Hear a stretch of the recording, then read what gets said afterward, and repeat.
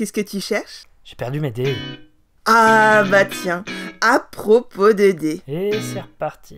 Le saviez-tu? En Chine, la création du D6 a été attribuée à Cao Zhi, un des fils de l'empereur de Chine vers l'an 200 après Jésus-Christ. Ce à quoi j'aurais tendance à rétorquer...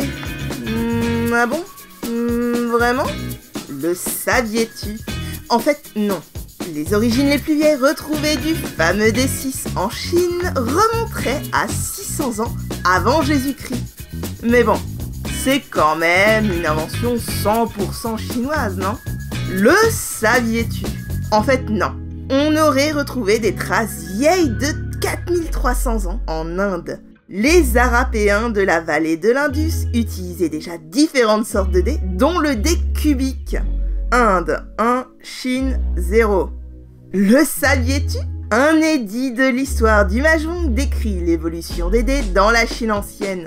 Apparemment, dans un jeu dont les règles auraient été oubliées dans le fin fond de l'histoire, il est dit qu'on utilisait des baguettes de bois en guise de dés. Aujourd'hui encore, on retrouve cette pratique dans différents usages à travers l'Asie. Et sinon, bah ça s'utilise comme ça.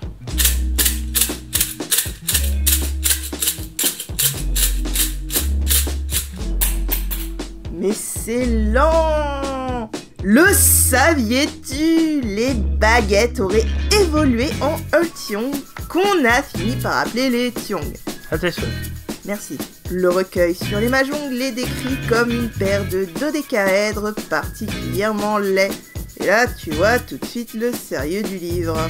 Si ça vous intéresse, on retrouve le Tiong dans une version moderne du Chupu, un jeu chinois très ancien.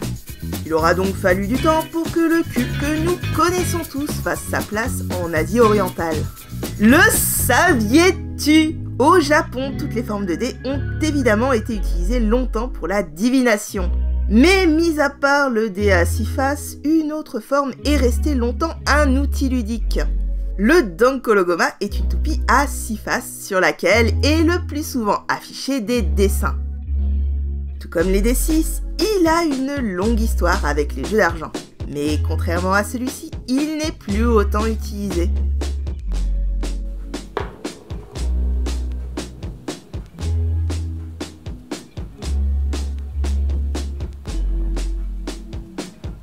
Peut-être parce que c'est lent. Le saviez-tu?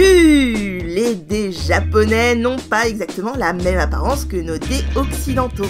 Ils sont généralement plus petits et arborent un joli point rouge sur la face numéro 1. Point qui est d'ailleurs plus gros. Je suis pas gros. Bien, goûte.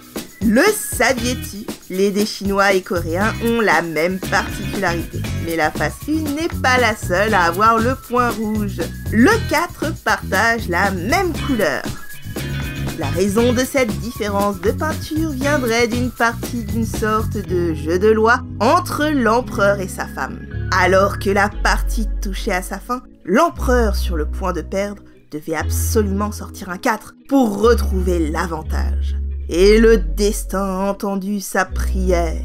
Et pour célébrer cette stupide victoire, il ordonna que les faces 4 de tous les dés de son royaume soient peintes à la couleur impériale. Enfin, d'après la légende, je me doute bien qu'un souverain a des lois plus importantes à faire passer.